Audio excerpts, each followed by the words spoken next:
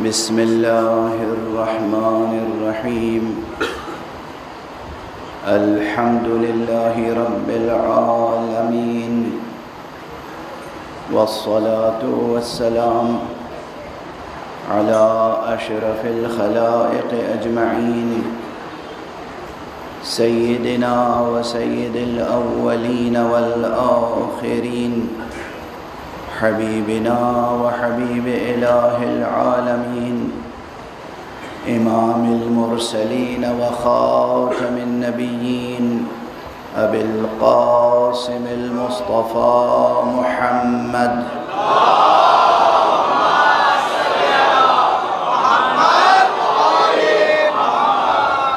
وعلى أهل بيته الطيبين الطاهرين الهداة المهديين المعصومين المظلومين، واللعنة الدائمة على أعداء الحق والدين. أما بعد، فقد قال الله تعالى عز اسمه في محكم كتابه ومتقن خطابه: بسم الله الرحمن الرحيم. الله نور السماوات والأرض، مثل نوره كمشكاة فيها مصباح، المصباح في زجاجة، الزجاجة كأنها كوكب دري يوقد من شجرة مباركة زيتونة لا شرقية ولا غربية، يكاد زيتها يضيء ولو لم تمسسه نار، نور على نور. صدق الله العلي العظيم. اللهم صل على محمد وآل محمد. ایک اور بلندتر صلوات پڑھ لیں.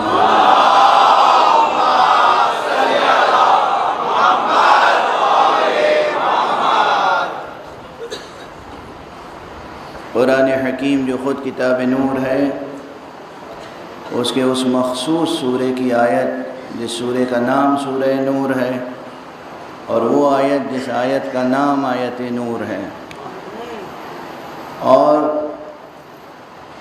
جس میں حق سبحانہ و تعالی نے علم و ہدایت کے شجرہ نور کا تعارف کرایا ہے.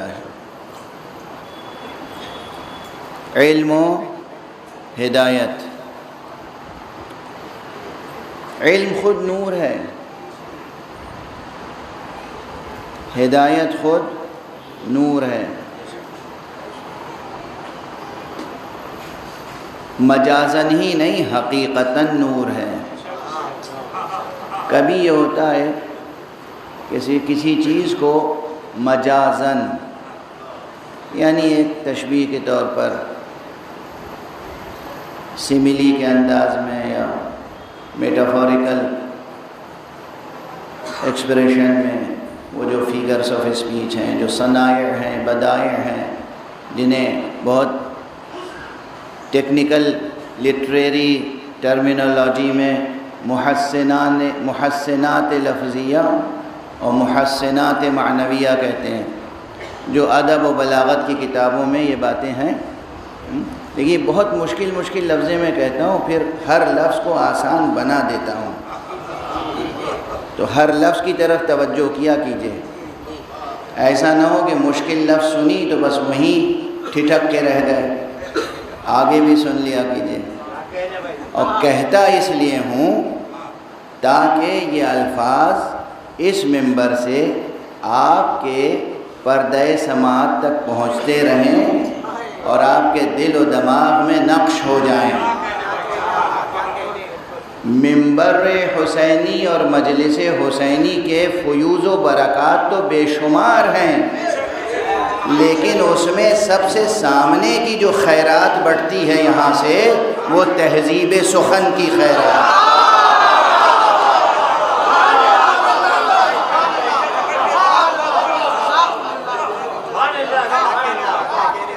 یہ ایک تاریخی حقیقت ہے کہ نہ جانے کتنے ایسے حضرات ہیں جنہیں میں ذاتی طور پر جانتا ہوں اور انہوں نے میرے سامنے اعتراف کیا، اور کتنے ایسے ہیں کہ جنہوں نے لکھ کر اعتراف کیا ہے۔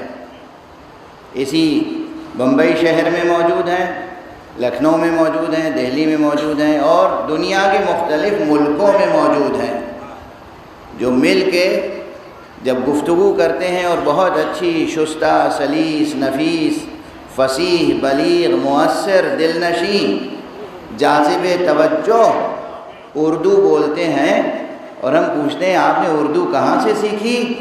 تو فخر سے کہتے ہیں ہم نے تو آقا حسین کی مجلسوں سے سیکھا۔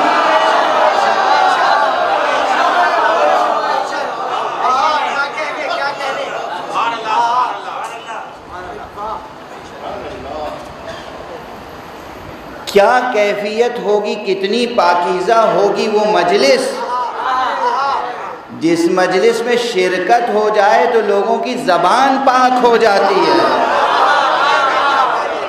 زبان کا پاک ہو جانا اور بلند ہو جانا یہ نشانی ہے کہ یہاں انسان کے فکر و خیال کی دنیا بھی نورانی ہو جاتی ہے۔ تو یہ قدریں باقی رہنی چاہیے۔ روزانہ یہ ضد نہ کیا کیجئے کہ مولانا آسان زبان بولیے۔ ہم ممبر سے اترنے والے نہیں ہیں، ہم کھینچ کے آپ کو اوپر لانے والے ہیں۔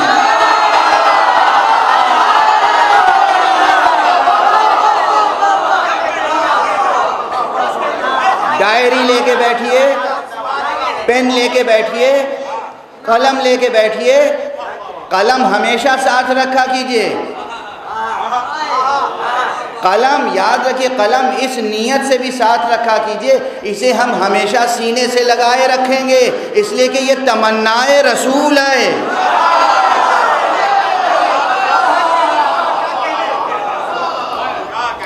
رسول نے آخری وقت ایک چیز مانگی تھی،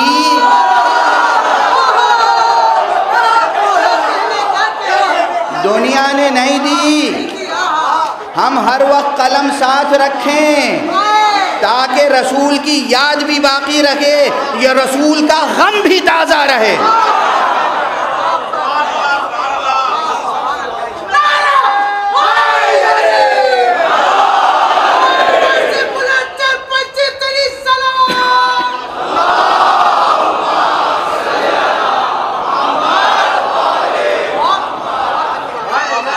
حضور صلی اللہ علیہ وآلہ وسلم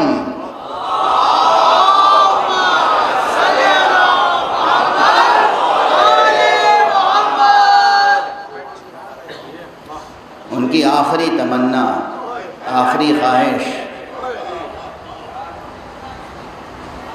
جو پوری نہ ہو سکی۔ ذرا سوچئے گا، آپ توجہ سے سن رہے ہیں، میں تو کبھی کبھی بلکہ اکثر راتوں میں، تنہائیوں میں یہ روایتیں پڑھ کے گریا کرتا ہوں، دل امنڈ آتا ہے۔ شہنشاہ کائنات، امام المرسلین، خاتم النبیین، محبوب الہی، وہ محبوب الہی جس سے محبت کرنے والے بھی محبوب الہی بن جاتے ہیں۔ کیا یہ سب صرف شاعری اور ذاکری اور خطابت ہے؟ ہر لفظ سچا ہے نا؟ صداقت کی ترازو میں تلے ہوئے الفاظ ہیں نا؟ یہ کوئی لفاظی ہے؟ وہ رسول جو خاتم النبیین ہے، جو امام المرسلین ہے، جو رحمت للعالمین ہے، جو معلم انسانیت ہے، جس کے صدقے میں انسانوں کو اور کلمہ گویوں کو دنیا بھی ملی، آخرت بھی۔ اور وہ رسول آخری وقت میں بیماری کی کیفیت میں ایک چیز طلب کرے اور نہ ملے، کیا یہ غم بھلا دیا جائے گا؟ کبھی کبھی پورے تاریخی قضیوں کا محاکمہ کسی ایک نقطے سے ہو جاتا ہے۔ جو تاریخی اختلافات ہوتے ہیں وہ ایک نقطے سے تو قلم سے محبت کیجیے، قلم سے عشق کیجیے، قلم کو ہمیشہ سینے سے لگائے رکھیے۔ اور ایک بات اور عرض کروں، اس آسمان کے نیچے اور اس زمین کے اوپر اللہ کی اس انسان کے اوپر سب سے بڑی نعمت کا نام معصومین کے وجود کے بعد یہ قلم ہے، قلم۔ سورہ اقرا پڑھ لیجئے، سورہ اقرا میں قلم کا کس انداز سے تذکرہ ہوا ہے؟ اور یہ قلم جو ظاہری ہے یہ تو بس ظاہری قلم ہے، اس کا بھی احترام سکھایا ہے حدیث میں، تاکید ہے قلم کا احترام کرو۔ وہ پرانے زمانے میں کلک کے قلم ہوتے تھے نا، سیٹھے کا تختی پہ لکھنے والا قلم، تو اسے تراشتے تھے، اس کے تراشے زمین پہ گر جاتے ہیں۔ حدیث میں ہے وہ تراشے زمین پہ نہ گرنے دو، اسے اٹھا کے احترام سے دفن کرو، یا کہیں ایسی جگہ رکھو جہاں تمہارے پیروں کے نیچے نہ آئے۔ قلم کا احترام سکھایا گیا، کیوں؟ چونکہ وہ وسیلہ کسب علم ہے۔ کیا ہے؟ علم حاصل کرنے کا ایک ظاہری ذریعہ ہے قلم۔ چونکہ علم حاصل کرنے کا ایک ظاہری مادی ذریعہ ہے قلم، تو اس کی یہ عزت سکھائی، تو جو باب شہر علم ہوگا اس کی کیا عزت ہوگی، جو شہر علم ہوگا اس کی کیا عظمت ہوگی۔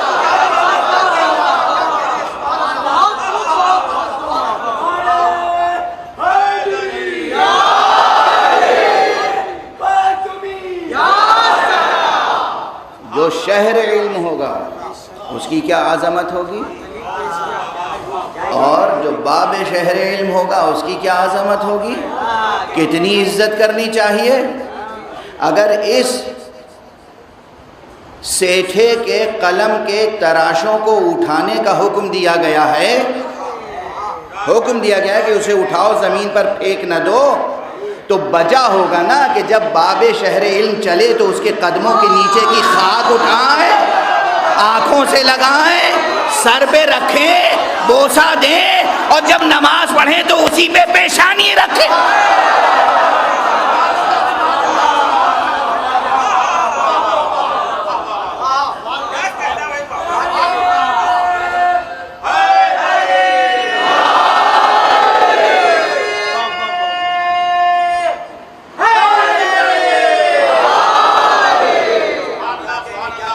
اب بہرحال یہ سب تو وہ برجستہ جملے ہیں جو فوراً آپ کو مخاطب کرتے وقت اور آپ کو مخاطب کرتے وقت زبان پر جاری ہوتے چلے جاتے ہیں، کہتا چلا جاتا ہوں۔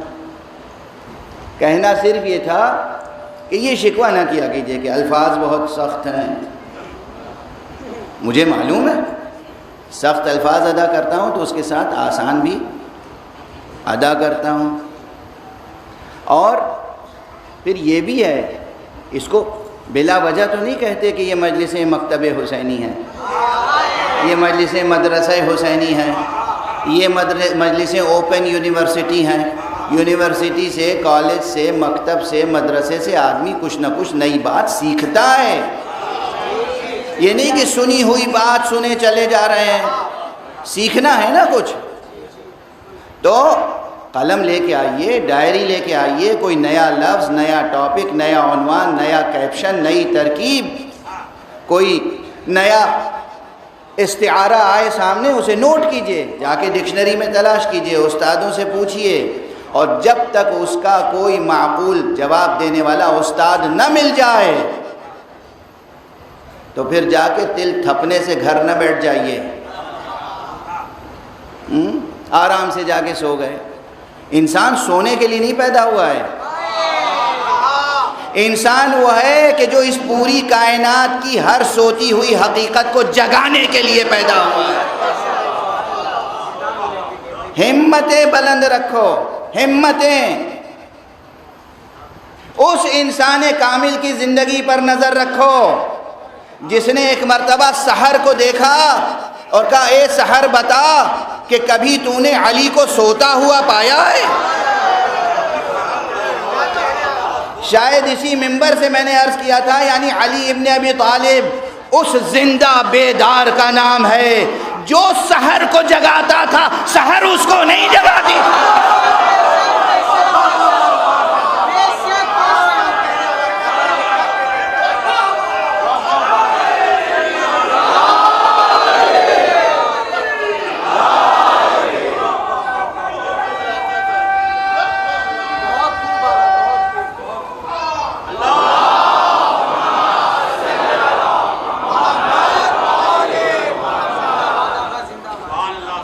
علی سحر کو جگاتے تھے، سحر علی کو نہیں بیدار کرتی تھی۔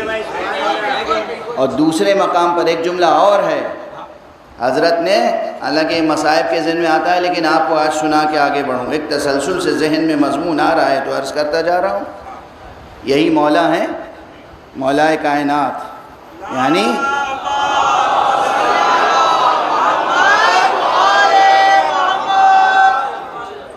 یعنی آقا حسین کے بابا، یہی مولا علی ہیں۔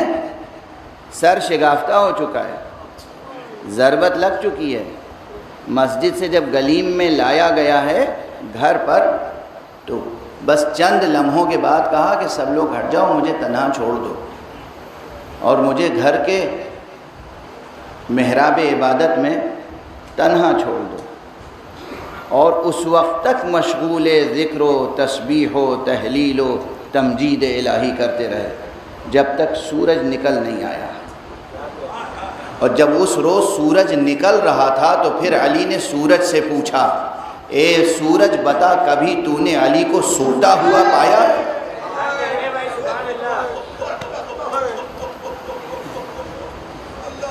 بلند ہو گئی نا آپ کی آوازیں، ضبط کیجئے۔ یہ ہے امام علی، یہ ہے امیر المؤمنین، یہ ہے امام المتقین، یہ ہے مولا الموحدین، یہ ہے وہ ذات گرامی جسے اللہ نے وہ لقب دیا ہے جو اس کے لیے مخصوص ہے، یعنی اللہ بھی مولا ہے، رسول بھی مولا ہیں، علی بھی مولا ہے، یہ ہے ذات گرامی۔ تو بات سے بات نکلتی ہی چلی جا رہی ہے، میں عرض کر رہا ہوں کہ جناب امیر المومنین علی ابن ابی طالب علیہ السلام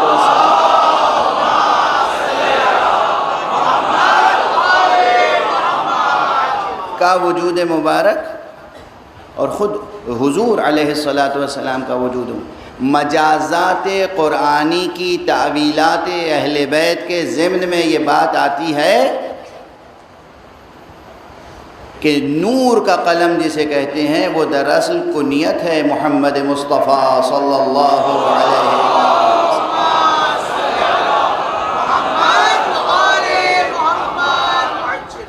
اب یہ تعویلات کی بات ہے، دیکھیے ہم تو خدا کی قسم کھل کے فضائل پڑھ نہیں پاتے،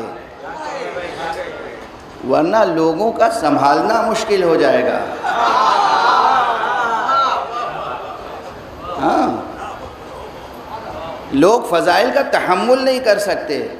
کیا ہے حقیقت محمدیہ، کیا ہے حقیقت علویہ، کیا ہے حقیقت فاطمیہ، کیا ہے حقیقت حسنیہ، کیا ہے حقیقت حسینیہ، یہ ساری نوری حقیقتیں اور نورانی حقیقتیں آیت نور کے ضمن میں موجود ہیں، شجر نور کا تذکرہ ہے۔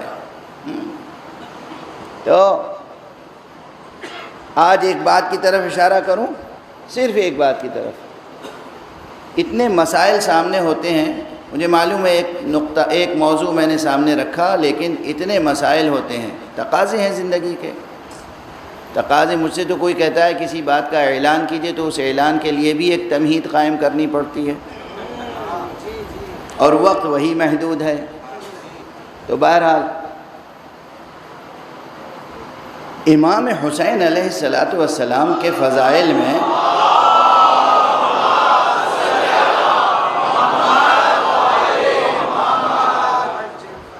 جہاں اور باتیں وہاں ایک بات صرف یہی سامنے رکھیے، کتنی بڑی فضیلت ہے، کتنی بڑی خصوصیت ہے عام نقطہ نظر سے، جو واقعی ان کی بڑی فضیلتیں ہیں وہ تو میں بیان ہی نہیں کر سکتا۔ عام نقطہ نظر سے انسانی افق ذہن کو سامنے رکھ کر کتنی بڑی فضیلت ہے۔ یہ نسل انسانی کا سلسلہ کب سے ہے؟ کب سے ہے؟ اگر یہ عام تاریخیں تسلیم کر لیں ہم، جو مسلمان مورخین نے لکھی ہیں، تو حضرت آدم علی نبینا و علیہ الصلاۃ والسلام سے لے کر اور حضرت آدم سے لے کر ہمارے پیغمبر خاتم صلی اللہ علیہ وآلہ وسلم تک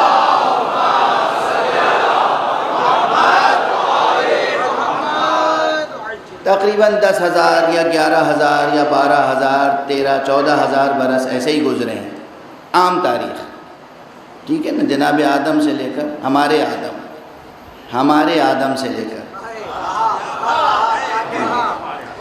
آدم سے لے کر حضرت خاتم تک تقریباً 10,000 یا 12,000 یا ایسے، بس اس سے زیادہ نہیں۔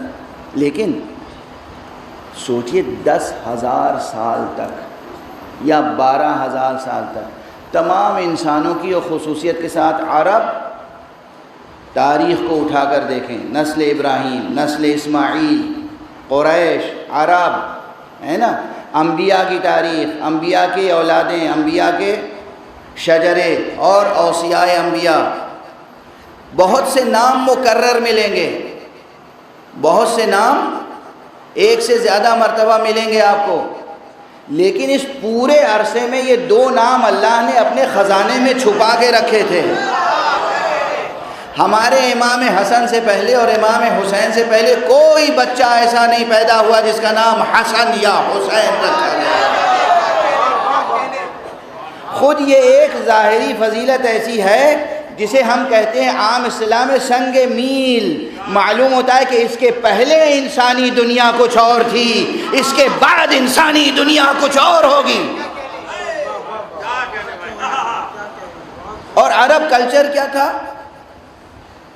آج بھی اٹھا کے جو اسٹوڈنٹس ہیں جا کے دیکھیں، جو لوگ کلچرل ہسٹری پہ ریسرچ کرتے ہیں، عرب کلچر یہ تھا کہ اپنے بیٹوں کا نام عموماً اب کیا قبیح رکھتے تھے۔ دیکھ لیجئے کیسے کیسے نام ہیں، صخر، حرب، امیہ،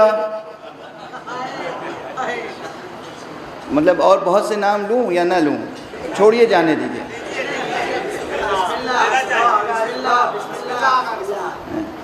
یعنی عربی نام آپ دیکھیں گے تو ہر نام کے معنی میں آپ سوچیں گے کہ ہیں یہ کیا ہے؟ صخر یعنی کیا؟ چٹان، پتھر۔ اب کسی آدمی کا نام رکھ دیے چٹان۔ ہم لوگوں کے یہاں دیہاتی زبان میں جو بڑی موٹی چٹان ہوتی ہے کیا کہتے ہیں اسے؟ گاؤں کی زبان بھی بولو نا، گاؤں کی زبان ہوتی ہے۔ بڑی بھاری چٹان جو کسی سے نہ اٹھے اسے ہم نے سنا ہے، اور یہ کوئی زبان کا حصہ ہے، بھوجپوری زبان ہے اور اودھی زبان ہے اور کتنی زبانیں ہیں۔ تو جب گھر بنتا ہے، مکان بنتا ہے، کہتے ہیں بھوٹ اٹھا لاؤ۔ اب کسی انسان کا نام رکھ دیجئے، کسی انسان کا نام رکھ دیجئے چٹان، پتھر۔ ارے ہمارے ہاں تو بہت سے بڑے مورخ کا نام ہے، کیا؟ ابن حجر۔ کیا نام ہوا؟ حجر۔ حجر کسے کہتے ہیں؟ پتھر۔ پتھر کے یہاں بھی بیٹا ہوتا ہے۔ اب یہ عرب کلچر تھا، ان میں کسی کا مذاق نہیں اڑا رہا، یہ کلچرل ہسٹری ڈسکس کر رہے ہیں۔ ابن حجر، اور بھی عجیب عجیب نام ہیں۔ کسی کا نام کثیر ہے، اور جب ابن کثیر کہا جاتا ہے تو ذہن کو عجیب جھٹکا لگتا ہے کہ یہ کیا نام ہوا؟ کثیر کا بیٹا، کثیر یعنی زائد، بہت سے۔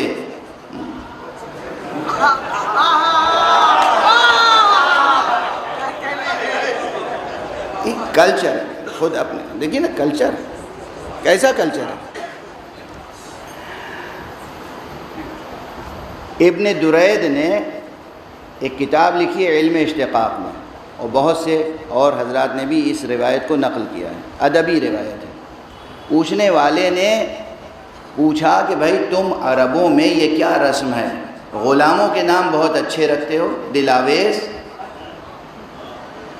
سننے میں اچھا لگتا ہے، بولنے میں اچھا لگتا ہے، پکارنے میں اچھا لگتا ہے، اور بیٹوں کے نام ایسے رکھتے ہو، کتا، بلی، کتے کا بچہ.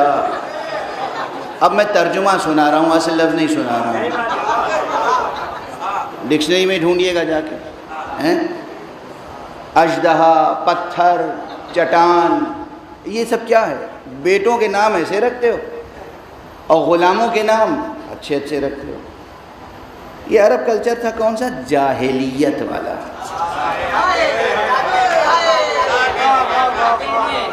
جاہلیت.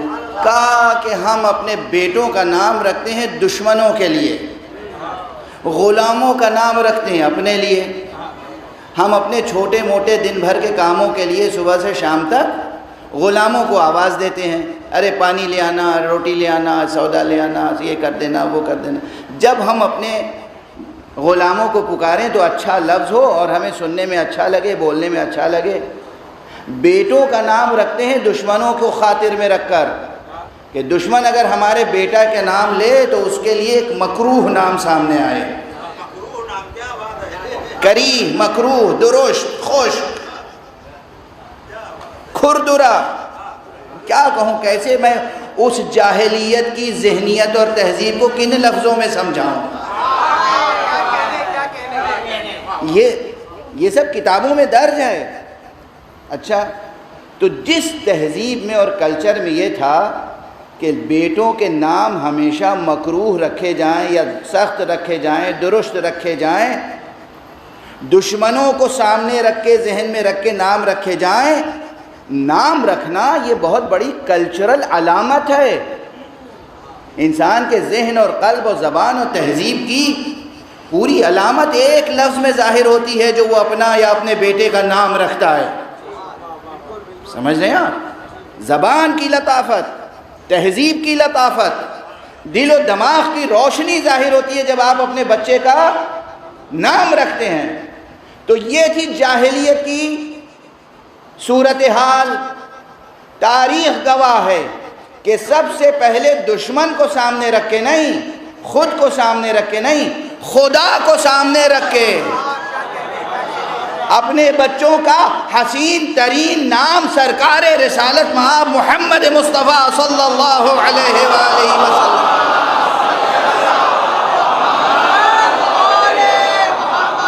نے رکھا، اور بأمر الہی رکھا، خدا کے حکم سے رکھا، خدا کا بتایا ہوا نام رکھا. جبرائیل آئے مبارکباد دینے کے لیے. جب حسن علیہ السلام پیدا ہوئے تب بھی، جب امام حسین علیہ السلام پیدا ہوئے تب بھی جبرائیل آئے، انہوں نے مبارکباد دی اللہ کی طرف سے، تمام فرشتوں کی طرف سے، اپنی طرف سے. اور اس کے بعد کہا یا رسول اللہ، آپ اپنے نواسوں کا نام جناب ہارون وصی موسیٰ علیہ السلام کے بچوں کے نام پر شبر رکھیں، شبیر رکھیں.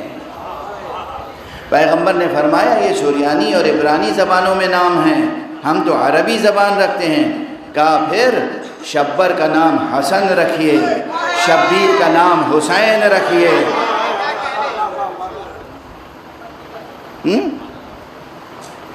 آپ سمجھ لیں، صرف ایک نام کے حوالے سے، یہ نام نہیں ہے. آدم سے لے کے قیامت تک تاریخ انسانی دو حصوں میں بانٹی ہے. پہلے کیا تہذیب و تصور تھا، اب کیا تہذیب اور تصور ہے. اب ہر شخص چاہتا ہے کہ اس کے بچے کا نام اچھا رکھا جائے، ہر شخص چاہتا ہے اس کے بچے کا نام خوبصورت رکھا جائے، ہر شخص چاہتا ہے اس کے بچے کا نام بامعنی رکھا جائے، جاذب توجہ، جاذب سماعت، سننے میں، بولنے میں، لکھنے میں ہر طرح اچھا معلوم ہو. یہ مسئلہ صرف دینی اور اسلامی نہیں ہے، اس کے معنی ہے کہ محمد مصطفیٰ صلی اللہ علیہ وآلہ وسلم نے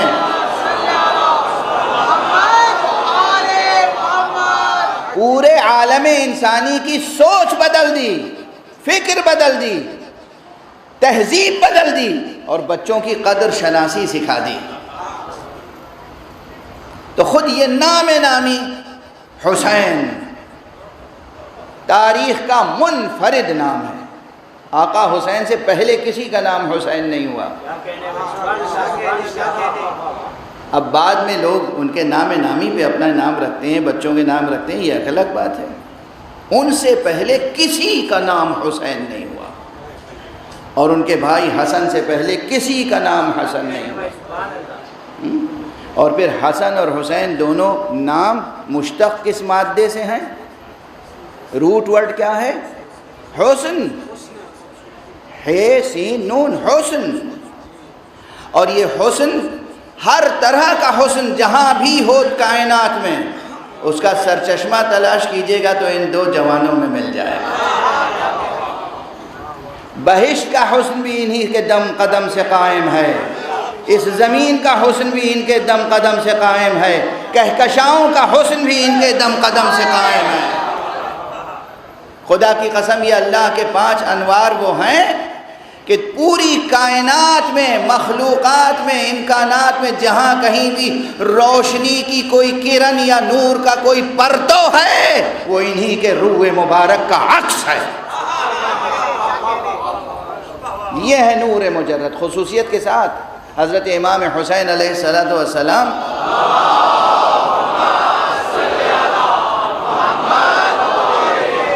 کے تذکروں میں یہ تذکرہ ملتا ہے۔ مولانا جامی مشہور صوفی، مشہور تذکرہ نگار، مشہور نعت نگار، مشہور روحانی بزرگ مسلمان تہذیب و ثقافت کے مولانا عبد الرحمن جامی نے لکھا ہے کہ امام حسین کی پیشانی پر اور آپ کے رخسار پر ایسا نور ہوتا تھا کہ آپ جہاں بیٹھ جاتے تھے کتنا ہی اندھیرا ہو وہ جگہ روشن ہو جاتی۔ انوار حسین، انوار حسین، ظاہری طور پر بھی نور اور باطنی طور پر بھی نور۔ انوار حسین اور اقدار حسین، ویلیوز، اقدار، آپ کی ذات گرامی سے جو ہدایت کے چشمے پھوٹے، جو لوگوں کو گائیڈنس ملی، ہدایت ملی، علم ملا، عرفان ملا، اس کی تو کوئی انتہائی نہیں ہے۔ قبل اس کے کہ میں علمی نکات کی طرف اشارہ کروں جس کا آج شاید موقع نہ ملے، اب روز مرہ کی زندگی سے متعلق 1-2 روایتیں عرض کر دوں۔ ایک صلوات پڑھیے محمد و آل محمد۔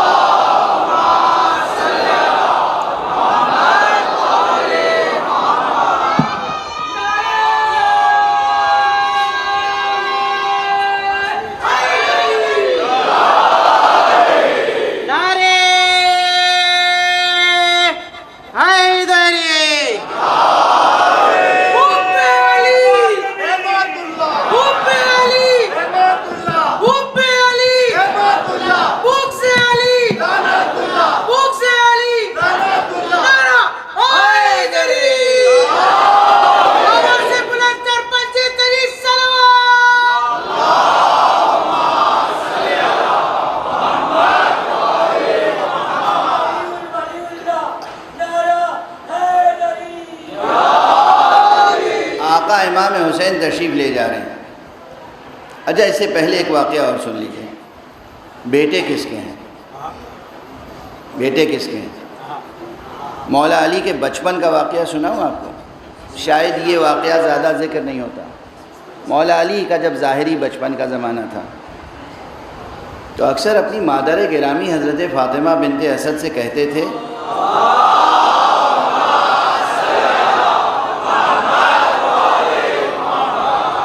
مادر گرامی وہ پڑوس میں جو ایک گھر ہے نا وہاں جو بچہ ہے فلاں، میرا حصے کا آدھا کھانا اسے دے دیجیے گا۔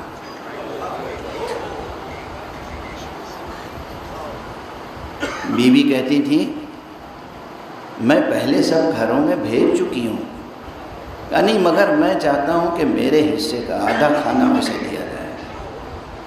آپ دیتی تھیں، یہ جا کے دے کے آتے تھے ان غریب بھوکے نادار بچوں کو، اور واپس آ کے دیکھتے تھے کہ پلیٹ پھر لبریز ہے، پورا حصہ رکھا ہے، ماں نے پھر پیٹ بھر کے کھانے کے لیے دے دیا۔ کہا نہیں مادر گرامی نہیں، میں آدھا دے چکا ہوں، اب میں پورا حصہ نہیں لوں گا، آدھا ہی لوں گا۔ مزاج پہچان رہے ہیں؟ یہ اہل بیت کون اہل بیت ہیں؟ یہ شجر نور کے افراد کون ہیں؟ انسانیت پر کیا کیا احسان ہے ان کا، یاد رہے گا یہ واقعہ؟ اس امیر المومنین، اس امام المتقین، اس ابو المساکین، مسکینوں اور یتیموں کے والی و وارث علی کے بیٹے ہیں حسین۔ تو آقا حسین کی روش کیا ہے؟ وہ بھی وہی ہے۔ آقا حسن کی بھی روش وہی تھی، ان کی بھی روش وہی ہے۔ اب چند تاریخیں لوگ، چند واقعے مشہور ہو جاتے ہیں، ورنہ ان کے تو روزانہ زندگی میں ایسے واقعات ہوتے تھے۔ گھر سے نکلے، تشریف لے جا رہے ہیں، اور راستے میں جسے آج کل آپ کیا کہتے ہیں، فٹ پاتھ، اور جو لوگ فٹ پاتھ پہ سوتے ہیں ان کا درد کسی کو نہیں محسوس ہوتا، حالانکہ وہ مزدور ہوتے ہیں جن کے ہاتھ کے ہنر سے آپ کے گھر بنتے ہیں اور روشن ہوتے ہیں۔ بے ساختہ یاد آ گئے مجھے، ایک شاعر تھے، شاعر اہل بیت راقم لکھنوی صاحب، انہوں نے فرمایا ہے وہ جو فٹ پاتھ پہ آسودہ ہیں، وہ جو فٹ پاتھ پہ آسودہ ہیں ان کے ذہنوں میں بھی گھر ہوتے ہیں۔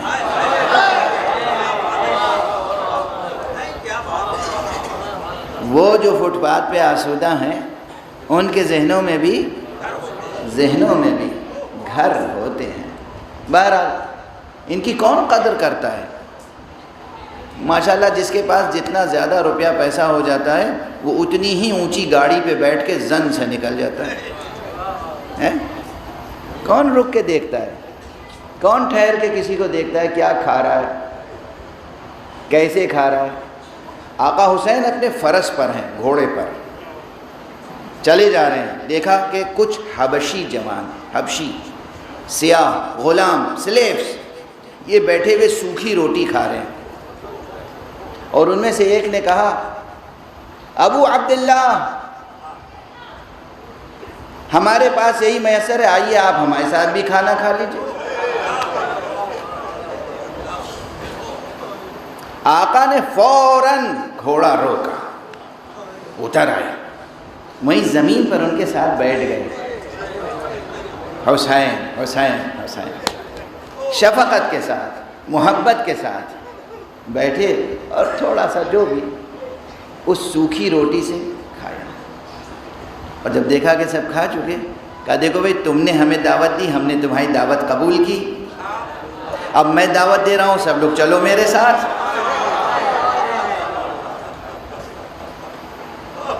یہ نہیں کہا گھوڑے پہ بیٹھے ہوئے پلٹ کے دیکھا کہ بھئی یہ کیا کھا رہے ہو تم، اور یہ مجھے کھلاؤ گے، آؤ چلو سب لوگ ہمارے یہاں، ہم کھلاتے ہیں۔ کھلاتے تب بھی، مگر یہ انداز نہیں تھا۔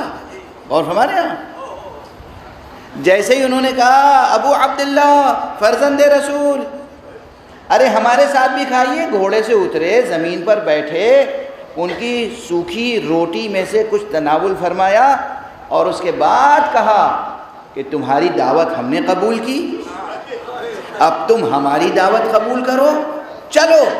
سب آئے خوشی خوشی آقا کے ساتھ، آقا کی ڈیہڑی پہ بیٹھے، آقا نے بہترین کھانا کھلایا، سب کو مالا مال کیا، اور جب جانے لگے تو لوگوں نے کہا آپ نے بہت دے دیا۔ کہا کیسی بات کرتے ہو، ان کے پاس تو جو کچھ تھا انہوں نے سب دے دیا تھا ہمیں، ہمارے پاس تو ابھی بہت کچھ موجود ہے۔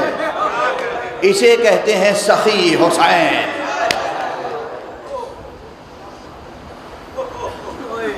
پہچانا حسین؟ کون ہے حسین؟ سیرت، سیرت، کردار، نمونہ عمل، کیا مقام طہارت ہے، کیا مقام عظمت ہے، کیا نور کے پیکر ہیں یہ. میں عرض کر چکا ہوں فردوس کے مالک ہیں، عرش نشیں ہیں، افلاک نشیں ہیں. اور کس طرح غریب فقیر غلاموں کے ساتھ بیٹھ گئے، خاک پر تناول فرمایا اور کس طرح انہیں نوازا. ایک واقعہ اور سن لیجئے. میں محسوس کر رہا ہوں آپ کی آنکھوں میں آنسو آ رہے ہیں، اور میں یہی چاہتا ہوں صبر سے سنیں، صبر سے سنیں. شور واہ واہ کا، سبحان اللہ کا اپنی جگہ اس کا اپنا ایک حسن ہے. یہ سنیں، آنکھوں سے آنسو بہیں تو اسے ضبط کریں، دل کو گداز کریں. دل سخت ہو گئے نا، ان دلوں کو نرم بنائیں، گداز بنائیں. ایسا دل کو وسیع کریں کہ ساری انسانیت کی سمائی ہو اس میں. ہر انسان کی قدر شناسی سیکھیں، غرور اور تکبر کو نکالیں، دل پاک کریں، دل کو روشن کریں. کس کے ذکر سے؟ نور خدا حسین، آفتاب امامت حسین، ماہتاب ولایت حسین. وہ حسین جس کے لیے رسول نے کہا ہے حسین منی وانا من حسین. وہ حسین جس کے لیے رسول نے کہا ہے. میں اکثر یہ حدیثیں ہی سناتا ہوں. کیوں؟ اس لیے کہ یہ سادہ سے جملے وہ ہیں جو آپ کو یاد ہیں، یاد ہو سکتے ہیں نئی نسل کو، بچوں کو. اور پھر یہ وہ ہیں جو چیلنج ہے پورے عالم اسلام میں. کوئی ایسا نہیں ہے جو کہے یہ حدیث آپ نے کمزور یا ضعیف یا غلط سنا دی. حدیث آپ نے بھی لکھی، آپ کی کتابوں میں بھی موجود ہے، آپ کو بھی زبانی یاد ہے، مگر حدیث کے الفاظ کی گہرائی میں اترنے کی کوشش نہیں کرتے. کون ہے حسین؟ دوسرا واقعہ اسی طرح سن لیں. آقا تشریف لے جا رہے ہیں، تشریف لے جا رہے ہیں. دیکھا ایک جگہ، وہی کہوں فٹ پاتھ کنارے، راستے کے کنارے ایک حبشی غلام بیٹھا ہوا ہے، مہموم، محزون، غمزدہ، فکر مند. اور اس کے ہاتھ میں روٹی کا ایک سوکھا ٹکڑا ہے. اس کے سامنے ایک، اب یہ لفظ استعمال کر چکا ہوں اور بہرحال زبان کا لفظ ہے، ایک کتا بیٹھا ہوا ہے، بھوکا پیاسا کتا. وہ کتا اسے دیکھ رہا ہے، جانور، اور یہ اس کو دیکھ رہا ہے. دونوں ایک دوسرے کی آنکھوں میں آنکھیں ڈال کے دیکھ رہے ہیں. اور یہ اس روٹی میں سے ایک ٹکڑا اسے کھلاتا ہے اور ایک ٹکڑا خود کھاتا ہے. ایک ٹکڑا اسے کھلاتا ہے، ایک ٹکڑا خود کھاتا ہے. کیا منظر تھا! آقا نے گھوڑا روکا، وہیں کھڑے ہو گئے، گھوڑے سے اترے. دیکھو نیکیوں کی قدر شناسی.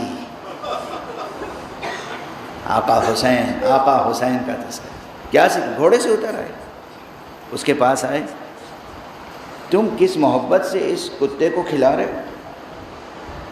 کہا ابو عبداللہ، آپ نے دیکھ لیا، فرزند رسول. اصل میں یہ جس نگاہ سے مجھے دیکھ رہا تھا، مجھے یہ بھوکا معلوم ہو رہا تھا. میری غیرت نے یہ پسند نہیں کیا کہ میں کھا لوں اس کے سامنے روٹی بیٹھ کر اور اس کو میں نہ کھلاؤں. تو میں نے اسے بھی کھلایا برابر سے، جتنی روٹی تھی ایک نوالا اسے کھلاتا تھا. ایک دن آپ نے کہا کہ تو کس کا غلام ہے؟ نام پوچھا، اس کے آقا تک پہنچے. کہا یہ غلام میں خریدنا چاہتا ہوں. کہا یا ابن رسول اللہ، یہ آپ کے لیے میں ایسے ہی دے دیتا ہوں. کہا نہیں میں خریدنا چاہتا ہوں. کہا اس میں مسئلہ یہ ہے کہ یہ غلام ایسا ہے کہ جو میری یہ پراپرٹی ہے، یہ باغ ہے، اس باغ کی رکھوالی یہی غلام کرتا ہے. کہا باغ بھی خرید لوں گا تجھ سے.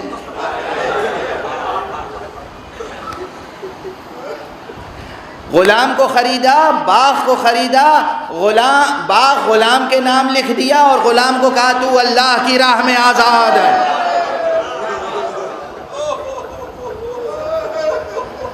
یاد رہے گا یہ واقعہ حسین کا. سخی حسین، مولا حسین، مولا ابن مولا حسین، رحمت عالم کا بیٹا حسین۔ رسول اللہ رحمت عالم ہے نا، یہ واقعہ یاد رہیں گے؟ لوگ آئے دنیا دیکھے، آپ حضرات کے نورانی چہروں کو دیکھیں، ہم تو فضیلت کے واقعات سنا رہے ہیں، آپ بے اختیار گریہ کر رہے ہیں، بس وقت گزر گیا، ختم ہو گیا۔ یہ حسین ہے۔ سن لیجئے ایک واقعہ اور۔ امیر المومنین علی ابن ابی طالب علیہ السلام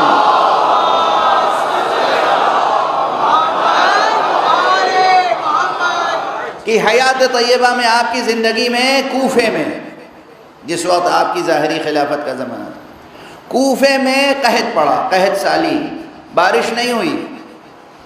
لوگ آئے، یا امیر المومنین، بارش نہیں ہوئی، قحط سالی ہے، زراعت نہیں ہوئی، باغوں میں پھل نہیں آئے۔ آپ نے کہا اچھا، آپ نے آقا حسین کو بلایا، کہا حسین ذرا دعا تو کرو بارش کے لیے۔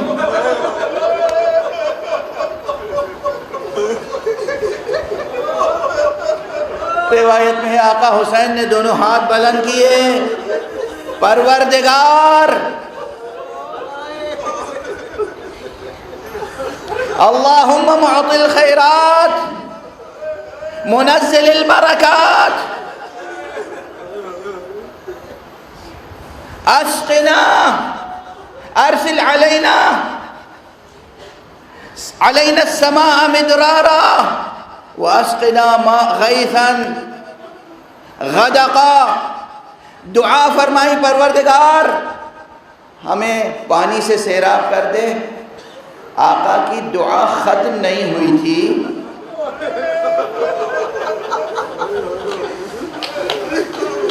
یہ واقعہ کوفے کا ہے۔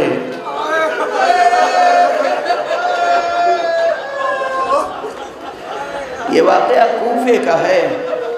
ابر آیا، خوب بارش ہوئی، کوفے میں بارش ہوئی، کوفے کے اطراف میں بارش ہوئی، دور دور سے لوگ آئے، لوگوں نے گواہی دی کہ سارا صحرا جل تھل ہو گیا، جہاں نشیب تھا وہاں پانی جمع ہو گیا اور لوگوں کی شکایت مٹ گئی۔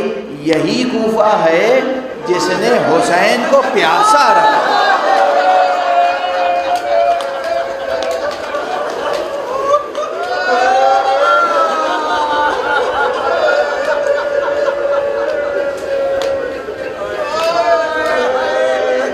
شب ہفتم ہے نا، تاریخ میں یہی ہے نا کہ 7ویں محرم سے پانی بند ہو گیا۔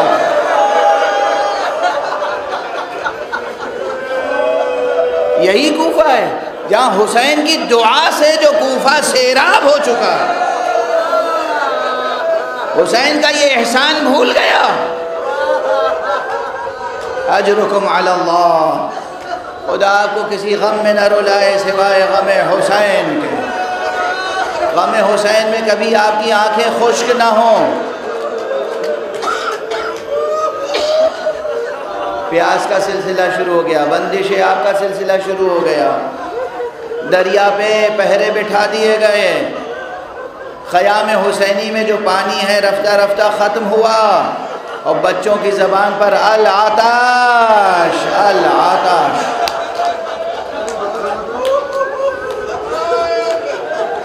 اب چند شبیں رہ گئی ہیں، اب رونے میں بخل سے کام نہ لیجیے گا۔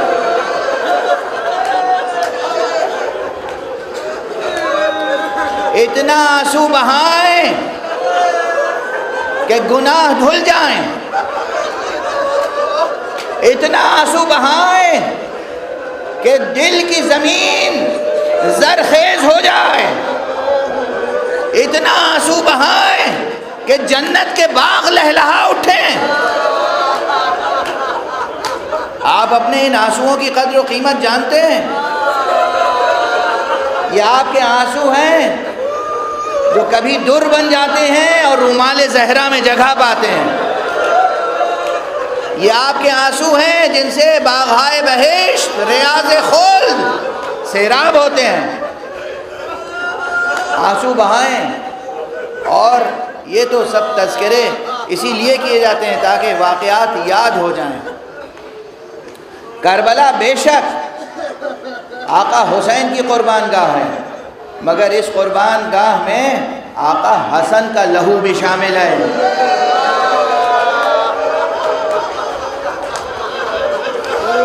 آج ذرا مختلف طریقے سے میں مسائل پڑھوں گا۔ عموماً ایک شہادت پڑھ دی جاتی ہے، نہیں، یاد رکھیں، پڑھیں، دیکھیں۔ آقا حسن کے 5 بچے، 5 بیٹے کربلا میں موجود تھے۔ آقا حسن ان 5 کے 5 نے جنگ کی، حصہ لیا جنگ میں، جہاد میں، اور 3 بچے قربان ہو گئے، 3 بچے قربان ہو گئے۔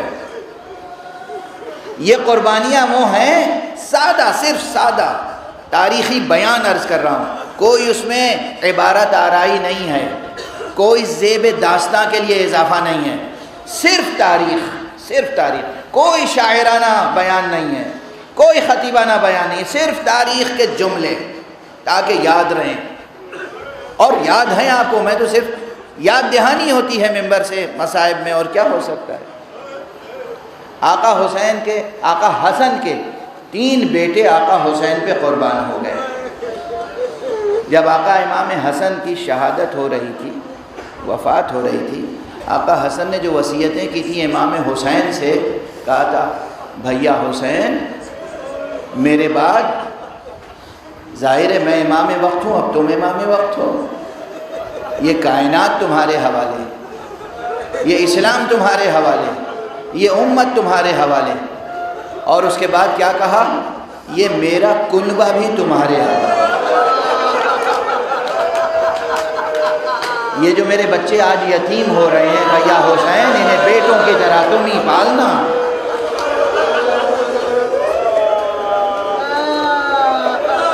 بیٹا بھیا حسین قاسم تمہارے حوالے، عبداللہ تمہارے حوالے، محمد تمہارے حوالے۔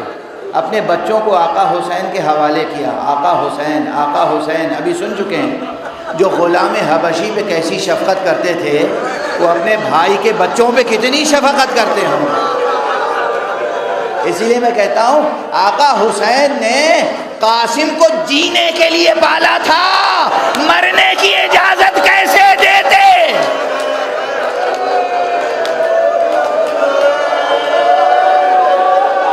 جینے کے لیے پالا تھا، جینے کے لیے پالا تھا، مرنے کی اجازت کیسے دیتے؟ اس لیے جناب قاسم کی عمر کتنی ہے؟ 13 برس۔ عبداللہ اصغر کی عمر کتنی ہے؟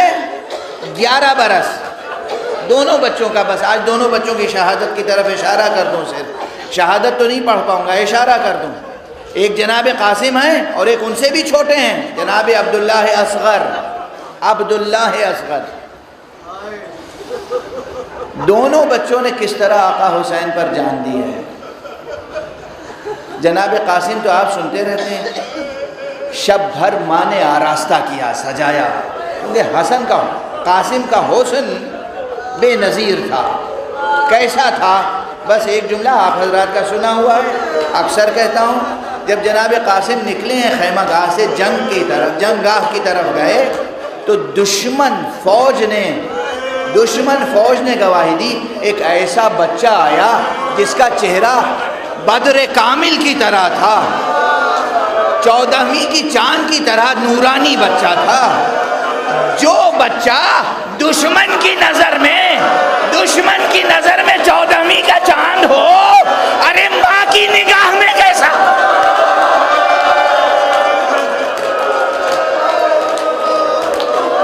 ماں کی نگاہ میں کیسا ہوگا؟ چچا کی نگاہ میں کیسا ہوگا؟ گھر والوں کی نگاہ میں کیسا ہوگا؟ قاسم آئے، 13 برس کا سن، 13 برس کا سن، پرسہ دیجئے جناب ام فروا کو، پرسہ دیجئے بھتیجے کا پرسہ حسین کو دیجئے۔ قاسم آئے اور چچا سے اجازت چاہیے۔ چچا نے اجازت پہلے نہیں دی، کیا کہا؟ بیٹا تم اپنی ماں کی امید ہو، ماں کا سہارا ہو۔ فوراً کہا امو جان، چچا جان، ارے میری ماں نے سجا کے بھیجا ہے، یہ تلوار ماں نے باندھی ہے کمر میں، میری ماں راضی نہیں ہوں گی اگر میں قربان نہ ہوا۔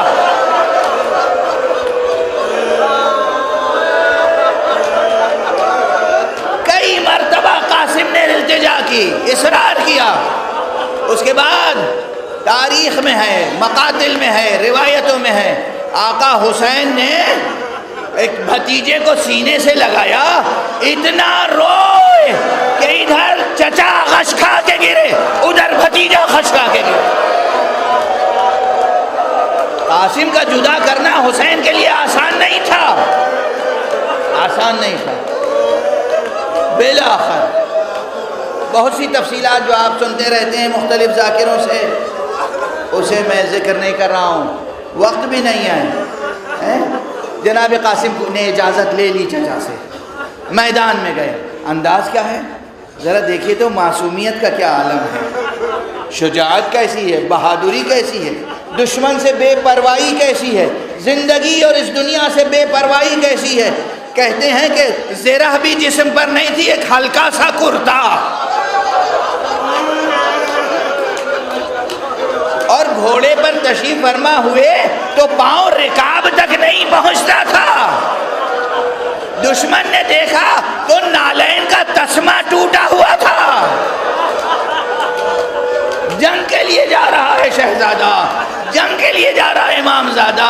اور بس اب تفصیل نہیں عرض کروں گا چونکہ دوسرے بھائی کا بھی تذکرہ میں کہہ چکا ہوں، کرنا ہے اس وقت۔ جناب قاسم گئے، بھرپور جنگ کی، بڑے بڑے نامی گرامی پہلوانوں کو تہ تیغ کیا، مگر ہلکا کر کے امام حسن کے اس چاند کو حالے میں لے کر ہر طرف سے جب شہید کرنے کی کوشش ہوئی اور ایک شقی روبرو آیا تو ایک مرتبہ ایسا گرز گراں سر مبارک پہ لگا، بچے سے قاسم سے گھوڑے پر ٹھہرا نہ گیا، زمین پر آتے آتے آواز دی، چچا جان مدد کو آئیے۔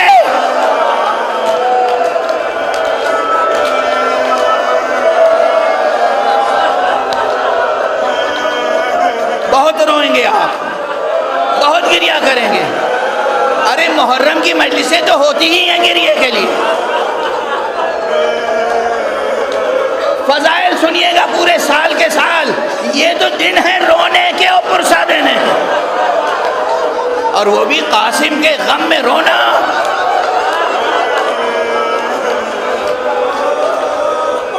سنیے، آقا گئے، آقا گئے، جب گئے تو آپ نے دیکھا کہ ایک شقی ہے جو چاہتا ہے کہ جناب قاسم کا سر جدا کرے۔ امام سے دیکھا نہیں گیا، تلوار کھینچ کے حملہ آور ہوئے، کہا وائے ہو تجھ پر، لعنت ہو تجھ پر، لعنت ہو تجھ پر، وائے ہو تجھ پر، میرے رہتے ہوئے میری نگاہوں کے سامنے قاسم کا سر جدا کرنا چاہتا۔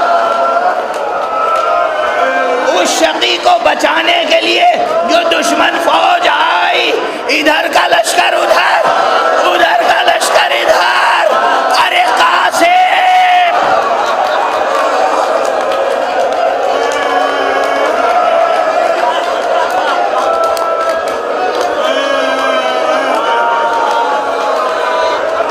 آقا حسین کو ایک جملہ کہنا پڑا، ایک جملہ۔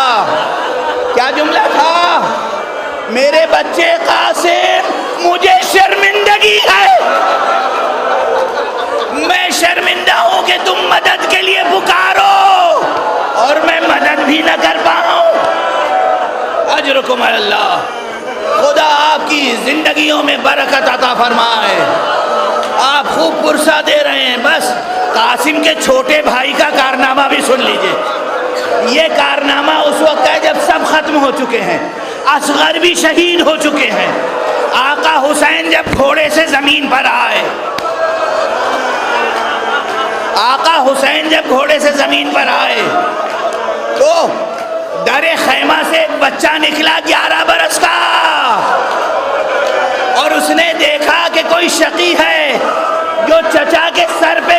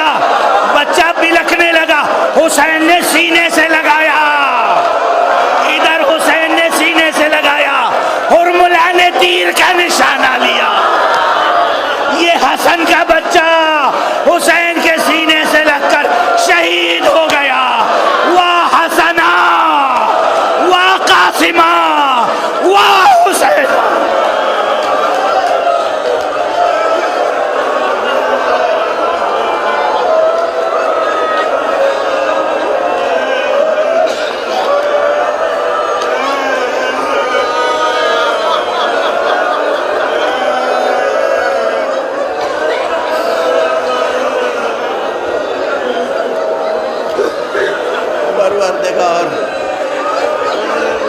ہماری اس مختصر سی عبادت ازا کو قبول فرما۔ معبود پروردگار ملت اسلامیہ کو پروردگار تہذیب محمد و آل محمد کے سانچے میں ڈھال دے۔ پروردگار جو مسلمان غفلت میں ہیں، حسین کا مرتبہ نہیں پہچانتے، انہیں آقا حسین کی معرفت عطا فرما۔ پروردگار معبود ہمیں علوم قرآن اور معارف اہل بیت سے آشنا فرما۔ پروردگار انسانیت بلک رہی ہے، انسانیت کراہ رہی ہے، انسانیت بے چین ہے، تمام انسانوں کو شہادت حسینی کے صدقے میں امن اور عافیت کی زندگی عطا فرما۔ پروردگار انسانی معاشروں سے جہالت کو، غربت کو، بیماریوں کو دور فرما۔ پروردگار ہمارے سروں پر رہبر عالی قادر حضرت آیت اللہ العظمیٰ خامنئی کا سایہ برقرار رکھ۔